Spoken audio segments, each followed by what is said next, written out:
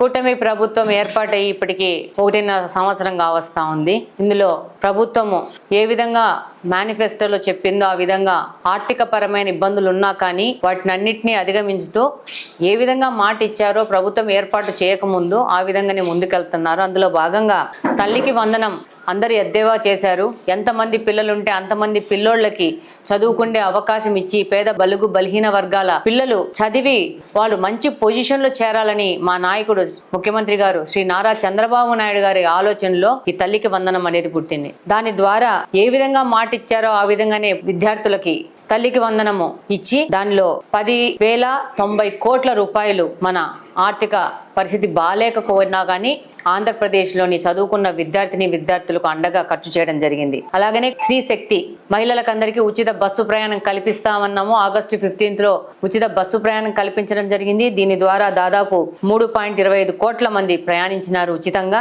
దానికోసం గాను 1,144 కోట్ల రూపాయలు వ్యయం చేసింది ప్రభుత్వము.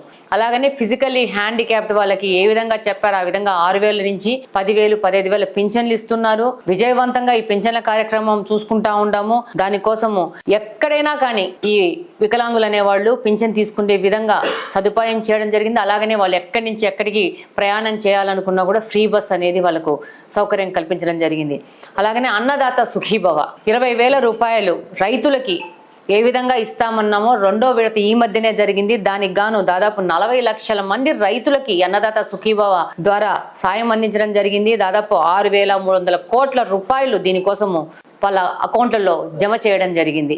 అంతకుముందు మనం ముఖ్యమంత్రి చంద్రబాబు నాయుడు గారు అధికారంలో ఉన్నప్పుడు దీపం 1.0 అని చెప్పేసి పథకం ద్వారా ఉచిత గ్యాస్ కనెక్షన్స్ ఇచ్చారు. ఈసారి 24వ సంవత్సరంలో ఆయన దీపం 2.0 ద్వారా మహిళలకి 3 సిలిండర్లు ఉచితంగా ఇస్తాము అని చెప్పారు. దానికోసము దాదాపు 2,684 కోట్ల రూపాయలు ఆర్థికంగా వాళ్ళకి ఆదుకోవడం జరిగింది. ఇది కూటమి ప్రభుత్వం యొక్క చిత్తశుద్ధి అంటే.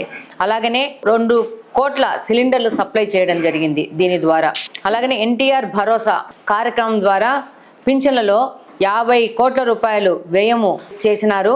అలాగనే 1వ సంవత్సరంలో 33 కోట్లు, మంత్లీ 2,750 కోట్ల మన ఖజానాకు భారమైనా కానీ ఈ పింఛన్ల కార్యక్రమాన్ని విజయవంతంగా చేస్తున్నారు. ఇంకొక ముఖ్య విషయం ఏంటంటే ఈ పింఛన్ల కార్యక్రమంలో తెలుగుదేశం పార్టీ కూటమి సంబంధ సభ్యులందరూ కుటుంబ సభ్యులందరూ ప్రత్యక్షంగా పాల్గొని వాళ్ళకి పలకరించి ఎలా ఉన్నారని మన ప్రజలను పలకరించి పింఛన్దారులను పలకరించి వాళ్ళని నవ్వుతూ ఇవ్వాలా, వాళ్ళకి ఏదైనా సమస్యలు ఉంటే తెలుసుకొని మరి పింఛన్ల కార్యక్రమం ప్రతి ఒక్కరు అటెండ్ అవ్వాలని ఒక నిబంధన పెట్టి మమ్మల్ని అందరినీ పింఛన్ కార్యక్రమంలో ప్రత్యక్షంగా మమ్మల్ని కూడా దానికి అనుసంధానం చేస్తూ పనిచేయడం జరుగుతోంది కూటమి ప్రభుత్వము. అలాగనే ఆటో డ్రైవర్స్కి ఒక సంవత్సరానికి 15,000 రూపాయలు ఇస్తామని చెప్పాము. అందులో భాగంగా 436 కోట్ల రూపాయలు రైతుల అకౌంట్లో జమ చేయడం జరిగింది. దాదాపు 3 లక్షల మంది డ్రైవర్లు దీనివల్ల లాభపడడం జరిగింది. అలాగనే అన్నా క్యాంటీన్లు 204 అన్నా క్యాంటీన్లు రాష్ట్రం మొత్తం మీద పెట్టడం జరిగింది. పేదవాళ్ళు వాళ్ళకు కొంచెం కడుపుకు అన్నము మంచి భోజనం తినే విధంగా అన్నా క్యాంటీన్లు పేద బలుగు బలహీన వర్గాల కోసం ఒక మంచి ఆలోచనతో పెట్టడం జరిగింది ఈ అన్నా క్యాంటీన్లని. దీని ద్వారా దాదాపు 4 కోట్ల మంది పైచిలుకు ప్రజలు అన్నా క్యాంటీన్ ద్వారా ఈరోజు భోంచేయడం జరిగింది. అలాగనే మైనార్టీ సంక్షేమానికి 3,670 కోట్ల రూపాయలు జమ చేయడం జరిగింది. అలాగనే పాస్టర్స్ కి 8,427 మంది పాస్టర్స్ కి 5,000 గౌరవ వేతనం ఇవ్వడం జరుగుతూ ఉంది. దానికోసం 51 కోట్ల రూపాయలు వ్యయం చేయడం జరిగింది. అలాగనే ఇమాము మౌజాంలకు 10 నుంచి 10,000, మౌజాంలకు 5,000 రూపాయలు ఇస్తే 90 కోట్ల రూపాయలు వాళ్ళకి గౌరవ వేతనం కింద ఖర్చు చేయడం జరిగింది. అలాగనే పురోహితులకు 15,000, నాయి బ్రాహ్మణులకు 25,000 వేతనాలు పెంపు చేసేసి ప్రతి ఒక్క వర్గానికి భరోసాగా కూటమి ప్రభుత్వం నడుస్తూ ఉంది. అలాగనే మేము గొప్పగా గౌరవంగా చెప్పుకునే విషయం ఏంటంటే డిఎస్సి పరీక్షలు ఏ విధంగా మాట ఇచ్చామో తొలి సంతకం డిఎస్సి పరీక్షల మీద చేసి దాదాపు 16,000 మందికి డిఎస్సి పోస్టులు టీచర్ పోస్టులు ఇచ్చి 45 రోజుల్లో ఈ ప్రాసెస్ మొత్తం కంప్లీట్ చేయడం జరిగింది. ఇది చరిత్రలో విని ఎరగని రీతిలో ఈ యొక్క డిఎస్సి ఎగ్జామ్స్ ని చేపట్టడం జరిగింది. దాంతో పాటు 5,757 మంది కానిస్టేబుల్ ఉద్యోగాలకి వాళ్ళని చేర్చుకోవడం జరిగింది. వాళ్ళకి ఈ మధ్యనే ఒక వారం క్రితమే వాళ్ళకి ట్రైనింగ్ ప్రోగ్రామ్ కూడా స్టార్ట్ అయింది. అలాగనే వాళ్ళకి స్టైఫండ్ 4,500 రూపాయలు వస్తుంటే దాన్ని 12,500 రూపాయలకు పెంచిన ఘనత అనేది కూటమి ప్రభుత్వానికి చెందుతుంది, శ్రీ నారా చంద్రబాబు నాయుడుకు చెందుతుంది. మన కడప నుంచి దాదాపు 200 మంది యువత మహిళలు ముఖ్యంగా ఎక్కువ మొత్తంలో కానిస్టేబుల్ ఉద్యోగాలకి సెలెక్ట్ అవడం జరిగింది. వాళ్ళని మేము కూడా గౌరవించినాము. దాదాపు 5 సంవత్సరాల నుంచి ఒక డిఎస్సి జరపలేదు గత ప్రభుత్వము, అలాగనే ఒక కానిస్టేబుల్ నియామకాలు జరగలేదు. దాదాపు 20,000 మంది యువత దగా పడ్డారు గత 5 సంవత్సరాల్లో. అలాంటి యువతను తక్కువ చేర్చుకొని వాళ్ళకి రాగానే 1.5 సంవత్సరం లోపల అన్ని పరీక్షలు అయిపోగొట్టేసేసి వాళ్ళ యొక్క నియామక పత్రాలు ఇచ్చేసి వాళ్ళ యొక్క ఆదుకోవడం జరిగింది కూటమి ప్రభుత్వం. అలాగనే మధ్యాహ్న భోజన పథకానికి డొక్కా సీతమ్మ అని చెప్పేసి గొప్ప ప్రజా సమాజ సేవ చేస్తున్న మహిళ పేరు పెట్టారు. నాయకుల పేర్లు కాదు, సమాజ సేవ చేస్తున్న వ్యక్తుల్ని మన భావితరాలకు పరిచయం చేయాల.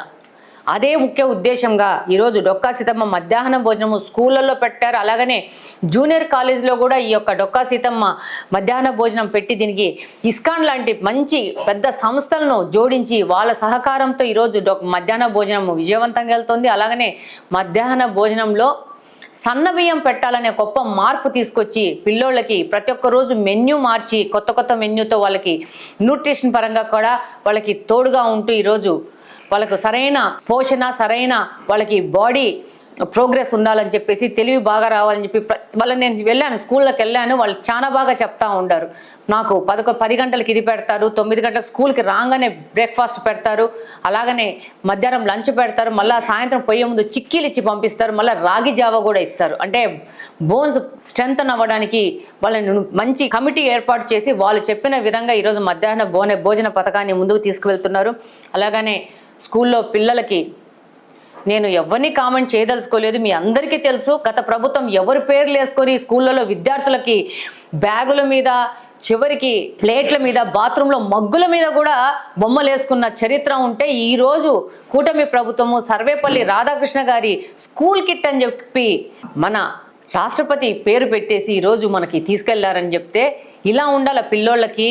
అలాగనే ఈరోజు నిరుద్యోగ యువతకి 20 లక్షల ఉద్యోగాల కల్పనగా ముఖ్యమంత్రి గారు ప్రతి ఒక్క ఎమ్మెల్యేను కంపల్సరీ మీరు జాబ్ మేళా పెట్టాల్సిందే, జాబ్ మేళా పెట్టి యువతకు భరోసా ఇవ్వాల్సిందే అని చెప్పేసి ఆయన చాలా స్ట్రిక్ట్గా మాకు డైరెక్షన్స్ ఇవ్వడం జరిగింది. అలాగనే ప్రతి ఒక్క ఎమ్మెల్యే కూడా ముందుకెళ్తా ఉంది. అలాగనే గత నెలలో విశాఖలో జరిగిన CII పెట్టుబడుల సదస్సులో రాష్ట్రంలో 640 కంపెనీలు రావడం జరిగింది. అందులో 13 లక్షల కోట్ల పెట్టుబడులు రాష్ట్రానికి తీసుకురావడం జరిగింది. దీని ద్వారా అనేక లక్షల మంది యువతకు ఉపాధి అవకాశాలు భవిష్యత్తులో దొరికే అవకాశాలు ఉన్నాయి. అలాగనే వైజాగ్లో ఎంతో గొప్పగా గ్లోబల్ డేటాస్ హబ్ సెంటర్ని ఏర్పాటు చేయడం జరగబోతోంది. అలాగనే అమరావతిని క్వాంటమ్ కంప్యూటింగ్ ద్వారా గ్లోబల్ లీడర్గా మన ఆంధ్రప్రదేశ్ను ముందుకు తీసుకుపోయే ప్రయత్నంలో మన కూటమి ప్రభుత్వం ఉందని ఈ సందర్భంగా తెలియజేసుకుంటున్నాను.